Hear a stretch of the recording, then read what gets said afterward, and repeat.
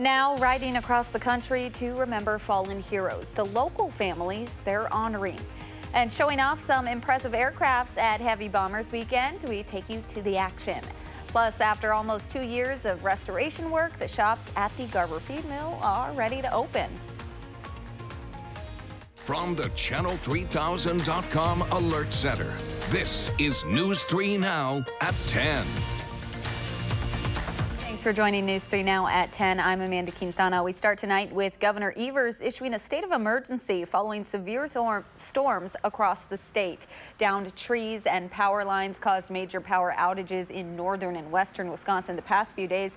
The governor also cited road closures due to debris and damage to homes and businesses. The declaration allows the activation of the National Guard to help local authorities with restoration and cleanup. A group is traveling cross-country, making a pit stop here along its 3-week journey to honor families of those who have made the ultimate sacrifice. Madeline O'Neill tells us more about the mission behind the Tribute to Fallen Soldiers Northwest. Amanda, if you see the Eugene, Oregon-based group, and they're hard to miss, you might want to stop and wave as a quick thanks for the thank you they're offering more than 60 families, including 3 in our area. In our daily lives, it can be easy to lose sight of everybody wanted to be friends with him. All those who sacrificed their lives so we can be free to live our own. Nobody wants to have their loved one that was lost in a war forgotten. Families like the Madas can't forget. During the eulogy, everyone talked about how every day he tried to make them laugh. Ray and Diane's youngest son, Mark, died on duty in Iraq in 2005. We like to talk about him. Don't want people to forget the sacrifice that so many men and women have borne. One head-turning group is making it so you can't help but remember. What Mark wanted to do when he got out of the Army was to buy a Harley and drive across the country. And that's what these guys are doing. So this makes it special. And here we are in this lovely neighborhood, letting these families know that we haven't forgotten. This motorcycle group is traveling from their home base in Oregon to the Arlington Cemetery in Washington, D.C., carrying the memory of fallen service members with them.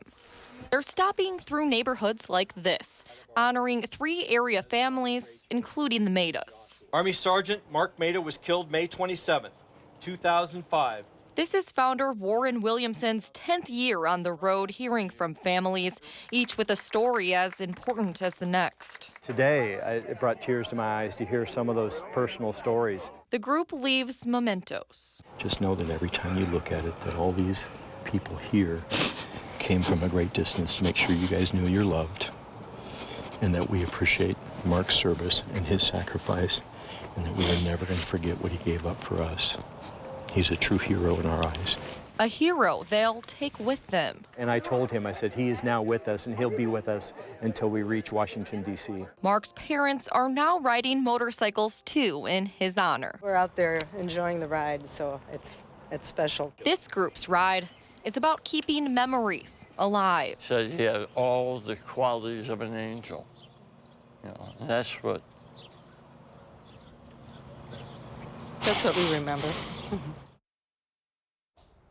The Tribute to Fallen Soldiers crew will be in Washington, D.C. exactly 2 weeks from today on August 4th, where they will extinguish the flame that has been burning for their entire journey and lay a wreath at the tomb of the unknown soldier. Now, they'll be live streaming that event on Facebook, and we'll have a link to that on our website. A very emotional story. Thank you so much, Maddie. Let's turn it over to Dana Fulton with your first alert forecast. Dana, feels much better than it did the last week. It really does. Right now, our dew points are much lower. Our temperatures are nice and mild, and our Doppler radar is really quiet for us. The good news, we don't have any new rain or showers or thunderstorms shifting on in. A little cloudy outside right now, but things are pretty quiet for us on that Doppler track. As far as the temperatures are concerned, it's at 70 in Madison and Mineral Point. We're close to 68 in the Dells and about 70 in Prairie du Chien also. So a comfortable spot with our temps. Heading into tomorrow, plan on starting the day close to 60, and then in the afternoon, we'll be right at a seasonal spot, upper 70s with a lot of sunshine. It's going to be a very pleasant Monday, but we'll take a closer look at what's ahead for the full work week in just a few minutes. Amanda? Thank you, Dana. More local news now. A 56-year-old woman is dead after a crash between a car and a bicyclist this afternoon. The Dane County Sheriff's Office says just before 4 o'clock, the bicyclist failed to stop at a stop sign on County Highway PD and crashed into a Ford Escape. Although she was wearing a helmet, she was pronounced dead at the scene. The driver was not injured. County Highway PD was closed for 4 hours between Timber Lane and Gust Road while deputies investigated. A man was robbed at gunpoint after walking home in Madison early this morning. Police say the 27-year-old left the Williamson Street bars and was approached by 2 men from behind just after 1 o'clock. He says one of them pointed a gun at his head while the other held the gun to his back. They demanded his phone, wallet, and keys, but police say the robbers then ran away. Police found an 18-year-old suspect who matched one of the robbers' descriptions, but he ran away again and was later found by officers. The victim could not give a positive ID, so that suspect was not arrested, but he was cited for resisting officers. A revitalized Garver feed mill is nearing completion, and its first shops are preparing to open this week. Ian's Pizza plans to have a trial run Tuesday and a soft open on Wednesday in the one-time sugar factory on Madison's east side. The 113-year-old Garver feed mill will have 11 contracted tenants, including retail businesses, floral shops, a yoga studio, and a few restaurants. Ian's Pizza General Manager Adam Nagy says it's pretty surreal to see the project finally done after a half-decade of planning. The Garver feed mill restoration started in late 2017 after a Chicago-based developer planned to transform the beet factory into a food production facility. Heavy Bombers Weekend wrapped up today in Madison, where aviation enthusiasts had a chance to view and fly in historical aircraft.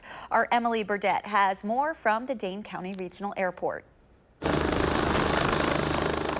We started Heavy Bombers Weekend back in 2013, where we bring the bombers in and a lot of other aircraft. Really kind of caught the bug by looking at all the airplanes that people had built. It builds your self-confidence. It's something that's not natural, but you learn procedures, you learn how to handle problems, you become a problem solver. But like I said, but it's the freedom it gives you. It shrinks the world. Well, this is a great event to, you know, for people who are interested in aviation, and I'm looking forward to going and looking in the cockpit of the B-29. Doc's a piece of history, and we treat her that way. We try to educate, but then our way of educating is also showing how the airplane flies. The great thing is people get to come out and see the airplanes, watch them take off. So the planes get to give rides, but then they also let people on them, and the number of kids here is just amazing. To have these veterans come in and show their families these airplanes is what really means the most to me about the event. It's just a fun family event. That's a nice little tribute they have, and you know, once again, you bring the kids out there, and they're just in awe because of the. They sleep in tents or they sleep on a cot, and you know, the old vehicles. They have the old vehicles over there. So yeah, just a nice little history, and that ties in well with us. Proceeds collected from tickets benefit aviation programs for the Experimental Aircraft Association's Chapter 93. Happening today, President Trump is adding new fuel to his fight against 4 freshman Democratic lawmakers who are all women of color. White House senior advisor Stephen Miller claims President Trump is taking on the 4 congresswomen known as the Squad, not because he's racist, but because he believes they want to make America socialist. I fundamentally disagree with the view that if you criticize somebody and they happen to be a different color skin, that makes it a racial criticism. But New York Congresswoman Alexandria Ocasio-Cortez says Trump is not capable of representing the entire country. With that chant, what he told this country is that he doesn't want to be president anymore because he wants to pick and choose who he is a president to, and that's not a president. Some Democrats who once avoided calling the president racist say they can no longer give him the benefit of the doubt. Trump denies that, saying this week that he doesn't have a racist bone in his body. Puerto Rico's embattled Governor Ricardo Rossello announced today that he will not seek re-election next year and will relinquish his role as the head of one of the main political parties on the island. He says he will stay in office for the remainder of his term, despite days of large-scale protests calling for his immediate resignation. The 40-year-old governor has been under increased scrutiny since a high-profile federal corruption probe led to the arrests of his former cabinet members. Rossello also has been connected to vulgar, sexist, and inappropriate private messages between him and his top lieutenants. Coming up next on News 3 Now at 10, a Madison organization is pushing for better access to bikes, especially for those who lack transportation options.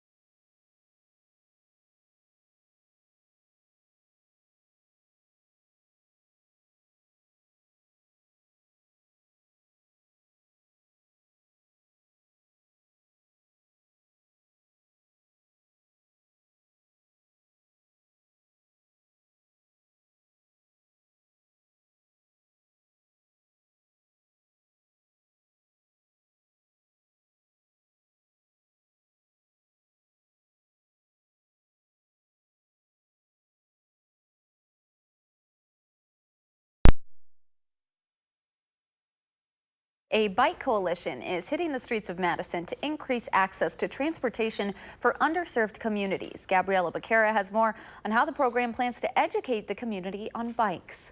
We're offering free bicycle inspections here. Down with Bikes Executive Director Pepe Barros.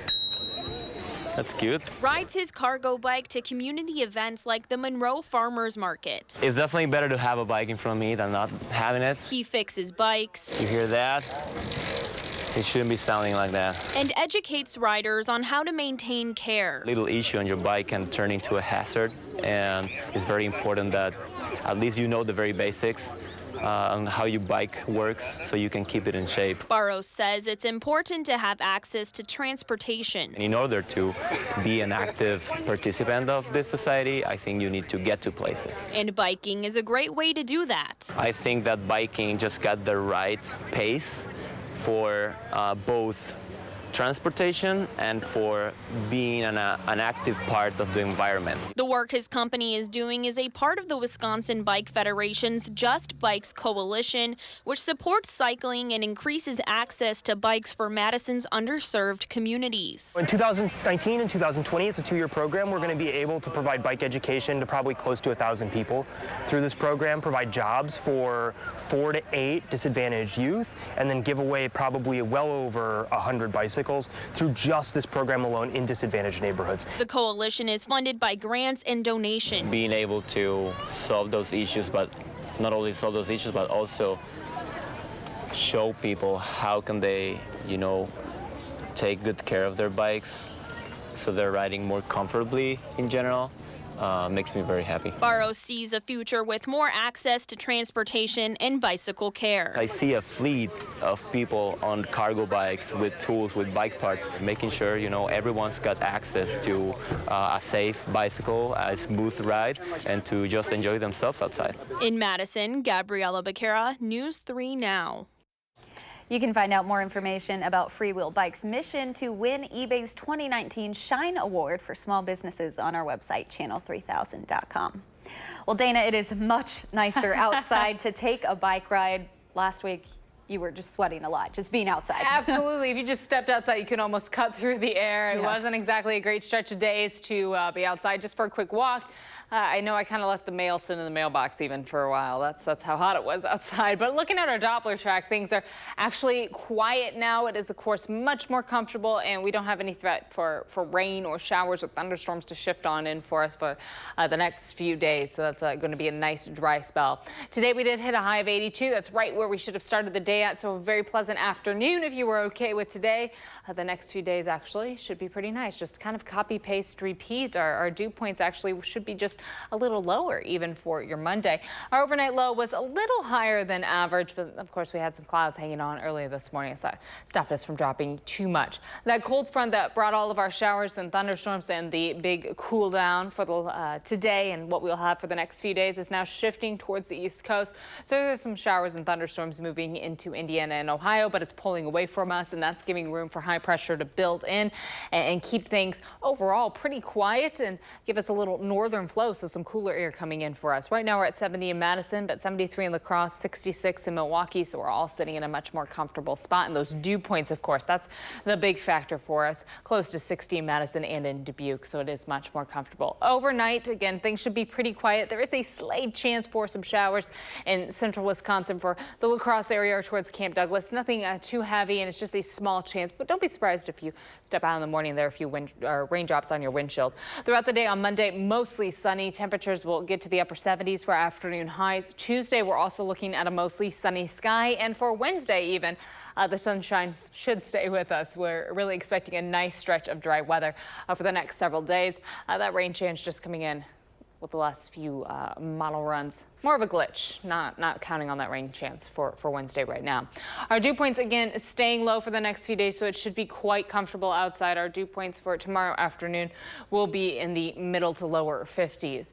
Overall, overnight temperatures should drop to about 64, so a very seasonal start to the day tomorrow. Mostly cloudy skies right now, but pretty mild outside. And again, with the dew points being just a lower, it feels really comfortable currently. Tomorrow, we're looking at a high of 78, mostly sunny and just pleasant outside. Should be a very comfortable afternoon, and we're going to continue to see that low dew point with seasonal temperature trend for the start of the week. It's not until Wednesday and Thursday that we start to see our temperatures climb just a little more. They'll be in the mid 80s. It'll be just a little more humid outside for Thursday and Friday, so our heat index readings will be closer to the upper 80s or 90, and then another rain chance will start to come in for Saturday. Right now, that's just a slight chance for some showers and thunderstorms. Of course, the track of that system very dependent on how much rain we see, but we get to enjoy some sunshine and some comfortable weather first before we have to talk about rain chances again. And I don't know if I've never seen that dew point graphic, but that was great. The bad hair day. It's bad. And just don't talk to me. Just don't. That was last week. Yes. That's where we left it. And now things are back in a better spot. There we are. Exactly. Perfect. Thank you so much, Dana. Coming up, the Brewers stage a comeback in the desert as they try to catch the Cubs in the Central Division. Sports is next.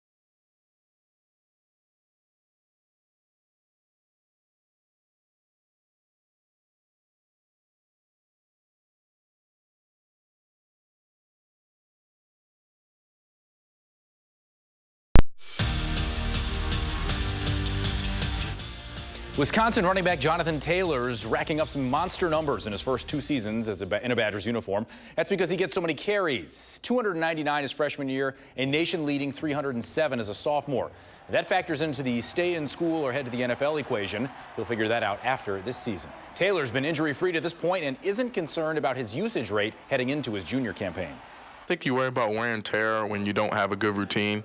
And I feel like for me, I've been fortunate enough to have a lot of guys come before me, such as Melvin Gordon, Corey Clement, Monte Ball, and asking those guys, what was their routine? What did they do? So you can have that longevity. No Christian Yelich in the lineup for the Brewers today. A .337 average and 35 homers gets you a day off every once in a while. Ryan Braun also didn't start. He had a sore back. One more game in Arizona for the Crew, where they're trying to take 3 of 4. Tyler Saladino has hit nothing since being called up in June. Down 4-0 in the fourth. A 2-out grand slam for Saladino. And just like that, we're knotted at 4 apiece. Top of the 8th after a Keston Hiura triple. Mike Moustakas drives him in. 5-4 Brewers. And Yasmani Grandal going to play some wall ball to dead center. Drives in the Moose. Brewers win 7-4. They host the Reds starting tomorrow. Cubs and Padres, 1-0. Cubs in the 5th. Fernando Tatis Jr. going to tie things with 2 outs. RBI single. And it's 2-1 in the 9th. Carl Edwards, bases loaded, 2 outs, 2 strikes. Yee. Tried the corner and missed. Bounces one up there. That makes it 3-1, and then it's Tatis striking again. That's going to drive in a pair. Padres win 5-1. The Cubs start the week in San Francisco. 60-ish games left, depending on what your schedule is. We've decided nothing in the National League Central. The Pirates and Reds have fallen off the pace, but the Brewers, Cubs, and Cardinals are a good or bad week away from pulling ahead or falling back. 148th Open Championship. Ireland showing out for Shane Lowry on fire, coming off a 63 on Saturday. The short game on the 5th hole. He would birdie to get to 17 under. Now, he was 1 over for the day. Then the conditions came. The Lowry, who missed the cut the last 4 Open Championships, buckets on 15. And the walk toward 18, well, says 1,000 words, maybe a few more. Lowry, his first major win with a 15 under, beating Tommy Fleetwood by 6 strokes. A little NASCAR in New Hampshire. The final lap, Kevin Harvick in the number 4, trying to hold off Denny Hamlin in the 11. 1 turn to go. Hamlin could have wrecked him if he wanted. They touch, but just a smooch. Harvick keeps it steady and wins, earns his first checkered flag of the season. All right, the Reds sporting some throwback sleeveless jerseys. And this is actually how Amanda Quintana gets ready for a 10 o'clock show. Get a pump in. Arms day. Michael Lorenzen hands off to Derek Dietrich. He wants some. Let's go, bro. Get a pump in. And Yasiel Puig is the voice of reason. Puts it in the trash. And Scooter Gennett on the left right there. See, he's got the T-shirt on because he doesn't have like the 20-inch Python arms. He's not ready for it yeah, yet. Scooter Gennett, it would be like a me type thing. Like I don't have the. You would be wearing the long sleeve. Yeah. Just to cover him up. Not long sleeve. I don't have it like that. Well, also when he's standing next to them. Yeah, no, and it's I'd be at the end of the dugout getting Gatorade. Yeah, so. There you go. We'll be right back. It's a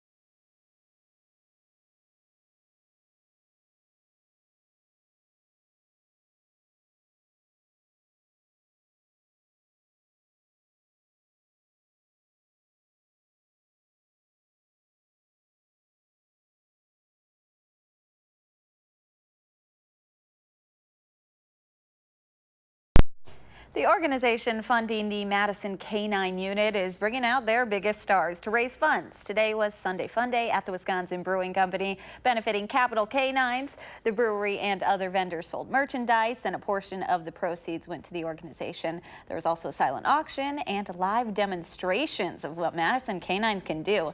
Canine officers with the Madison Police Department say fundraisers like these are critical for their unit. The canine unit is fully funded by Capital Canines, so everything from the dog to the leashes to the collars to the cars, that's all funded by Capital Canines. And Capital Canines is then funded by the citizens. This is just one of many events benefiting Capital Canines. To see where they'll be next, you can follow them on Facebook or find them online at capitalcanines.org. And you just want to see how cute they are also. I mean, the demonstrations, but also they're really cute dogs. He was so excited during the demonstration. See the work? Very cool. Yes. All right, weather now. Sunshine for the next few days. If you were okay with temperatures today, notice the next few days we're going to stay pretty close to average, and those dew points will be much lower as well. So pretty comfortable outside. All right, good news. Thanks so much for joining us. Have a great night.